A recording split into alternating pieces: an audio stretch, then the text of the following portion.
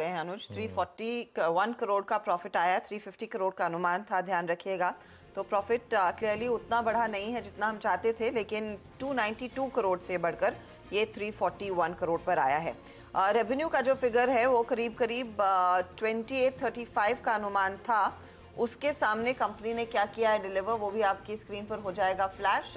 2815 करोड़, तो 20 करोड़ का मिस उस लिहाज से अगर आप देखें। अब देखना ये होगा कि कंपनी मार्जिन्स के फ्रंट पर क्या डिलीवर करती है। ध्यान रखिएगा, इस बार ही हम एक्सपेक्ट ज़रूर कर रहे हैं कि कंपनी के मार्जिन्स कुछ बेहतर हो सकते हैं। 17% के आसपास का अनुमान है, जो पिछले क्वार्टर में करीब 15.3% के थे। एंड मोस्ट इम्पॉर्टेंटली, क्या वॉल्यूम्स में पिकअप देखने को मिलेगा। नॉर्मली ये जो विंटर वाला क्वार्टर रहता है, जो Q4 रहता है, उसमें हनी और दूसरे प्रोडक्ट्स की डिमांड बढ़ती है, तो उस लिहाज से वो वॉल्यूम्स में रिफ्लेक्ट होना चाहिए। लेकिन क्या वो 3 से 4% तक की वॉल्यूम ग्रोथ आएगी या नहीं, उसका इंतजार रहेगा। फिलहाल on the face of it consolidated आया, अब कह सकते हैं रफली मीट करी एक्सपेक्टेशंस को, और 341 के सामने 341 डिलीवर किया है 350 के सामने। ओके, एक बार जरा इसका चार्ट देख लेते हैं डाबर का 1 साल का। बहुत टाइम से हमने स्टॉक की बात शायद करी नहीं है, और कुछ ही देर में अगर मैनेजमेंट जुड़ेगी उनसे भी बात करेंगे।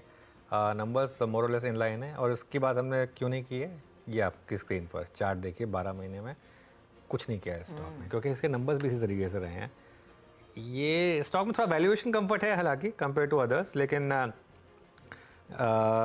पंकज, डाबर कोई व्यू आपका? ऑब्वियसली इन नंबर्स पर तो व्यू नहीं मांगूंगा आपसे, अभी आपने देखे नहीं होंगे, लेकिन ओवरऑल स्टॉक पर कोई व्यू?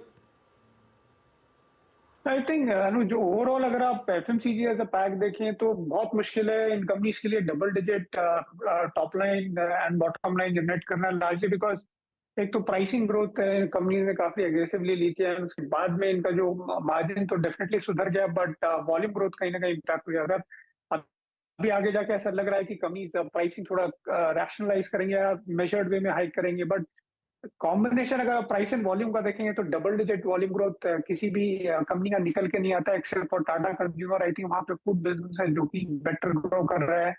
अदरवाइज एफएमसीजी कंपनी से मैं कुछ खास परफॉर्मेंस की उम्मीद नहीं करता हूं, तो आई डोंट थिंक कि आपको अगर पोर्टफोलियो में आउट परफॉर्मेंस के हिसाब से देखना है तो ये स्टॉक्स देखने चाहिए फिलहाल। पिछले 1 साल से तो खैर जीरो आउट परफॉर्मेंस है, आगे भी शायद ना हो। गाबा सर, कोई व्यू बनता है या फिर छोड़ दें स्टॉक को?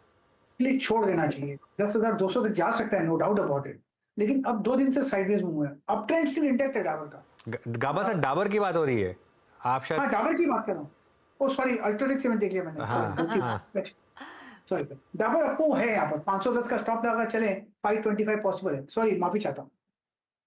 आपने कुछ कई सारे लोगों को खुश कर दिया कि डाबर आपको 10,000 तक जाता दिख रहा है, लेकिन है वो 513 पर। अच्छा, इबिटा का आंकड़ा आ गया है, 410 करोड़ से बढ़कर 467 करोड़ का इबिटा कंपनी ने डिलीवर किया है। और जो मैं मेंशन कर रही थी कि मार्जिन 17% की रेंज में तो आ ही रहे हैं, 16.9% के सामने 16.6% के आसपास का फिगर आया है।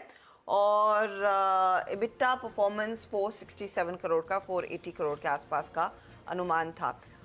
चार्ट्स पर कुछ नया हो सकता है क्या इसमें?